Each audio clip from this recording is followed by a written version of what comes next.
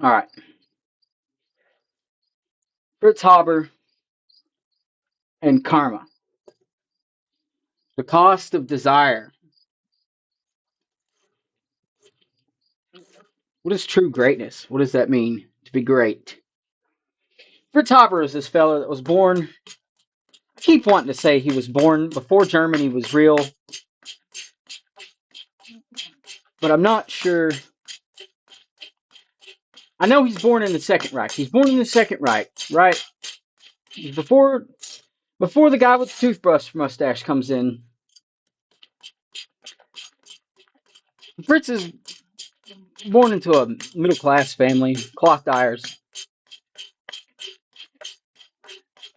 Dad's kind of a middling dad, though. Nothing to write home about. And Fritz wants to get out of the house. Fritz goes and he becomes a chemist. And now, why am I talking about? I mean, he becomes one of the greatest chemists ever. Jonas Salk, all them guys. Fritz Haber. Now, if he's so great, then why am I talking about him in sentences? In a sentence with karma, the choices of our actions. See, this guy. If you were, if you're live, you're watching this video right now. There's a 50% chance you wouldn't be watching this video if it wasn't for Fritz Haber. Fritz Haber wanted to be great. Wanted to be great real bad. He was doing all right. Kept on moving up, up and up. Got like a public science officer job. Even though he wasn't brilliant exactly, like Einstein, who he knew personally. Unlike Einstein, this guy was a hard worker. He was good at managing teams, collating data and stuff, actually doing science. He wanted to be one of them guys like Einstein, real bad. He always wanted that greatness. Even though he was doing very well, uh, I've not mentioned he's Jewish. Not even though this is the Second Reich, and the hammer hasn't come down on him yet. He's doing very well. He marries this lady named Clara, who's the first German woman to get a PhD.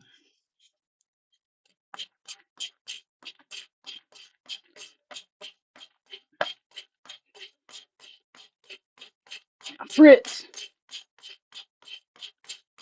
Fritz I don't want to get too lost in details, but eventually we get this thing where he figures out how to take the ammonia, how to take ammonium nitrate, how to make ammonium nitrate. Figures out how to take the nitrogen out of the air. It's called nitrogen fixing. That's what some plants do in their roots, like legumes.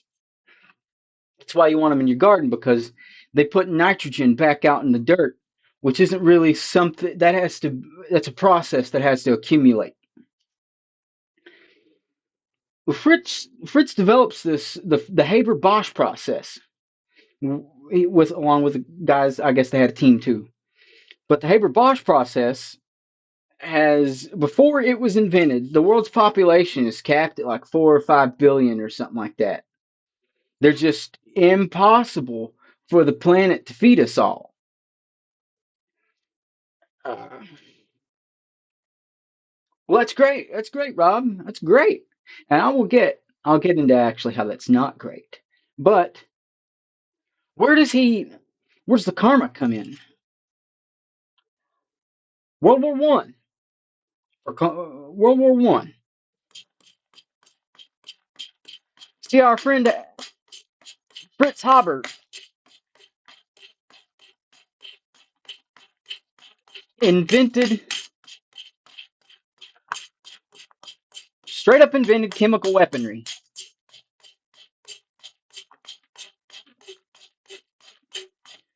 Chlorine gas. The Battle of Ypres, the first time it was deployed. He said something like, "May God punish the English."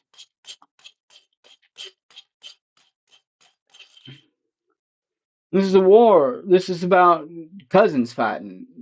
All the Kaiser and the Tsar, all them fellers, they're like cousins.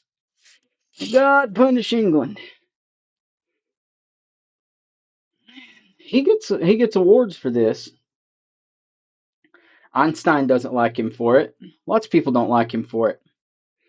His wife takes a service a service gun, and deletes herself with it.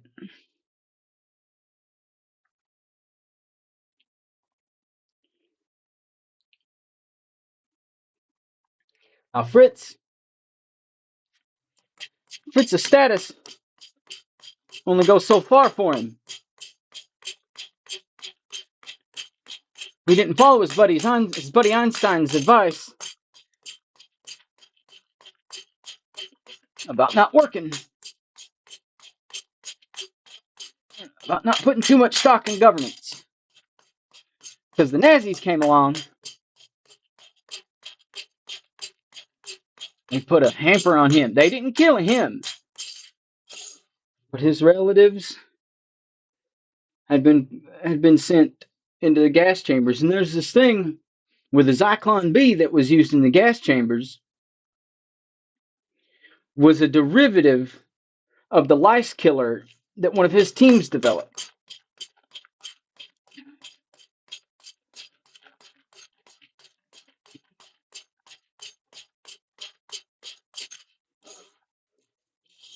So where's this? The cost? See, so you developed the chlorine clouds. And people had gas masks. The chlorine wasn't fast enough, wasn't quick enough. See, so then they invented phosgene gas, and then they invented mustard gas. And each time you got to invent a new gas mask. Now here's the thing. Here's the thing. Too big. Fritz's greatest his big curse on this planet. Fritz practically invented the military industrial complex as we know it. See, not only was he making chlorine bombs, but his nitrogen fixing process allowed bullets to be made in chemical plants or gunpowder. The gunpowder could be obtained through non-natural means. Didn't have to mine it no more. And Fritz Haber got like 10 cents for every bullet, or something like that. He got money every time a bullet got made that way. So he made piles and piles of money. Between him and the Krupp family and some others,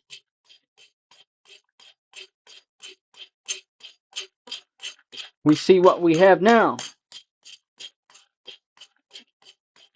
That develops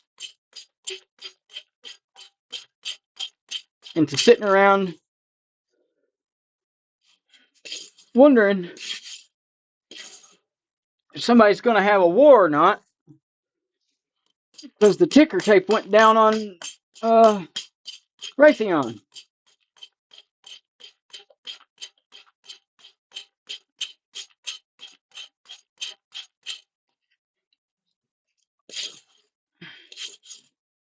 He gave Basil Zaharoff so many things to sell.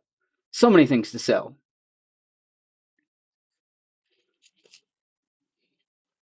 So not only did Fritz Haber invent scientific arms racing, he also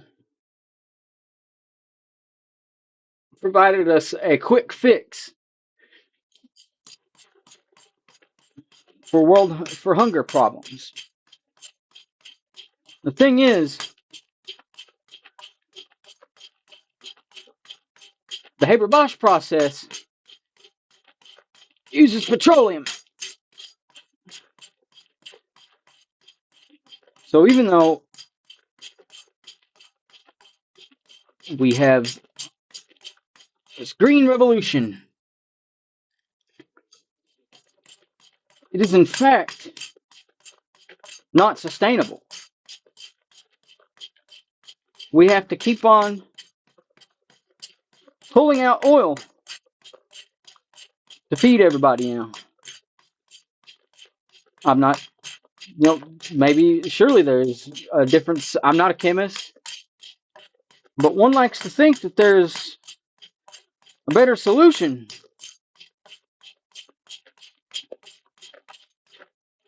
See, if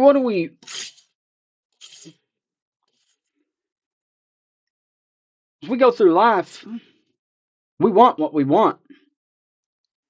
We want to do the things that we do.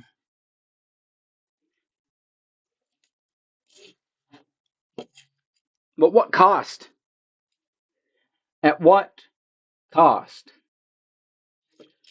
The people we love, to our children, to other people's children.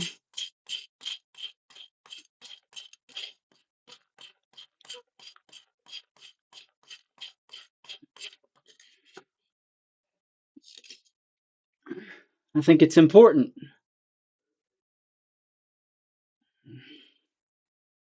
to remember how big you are.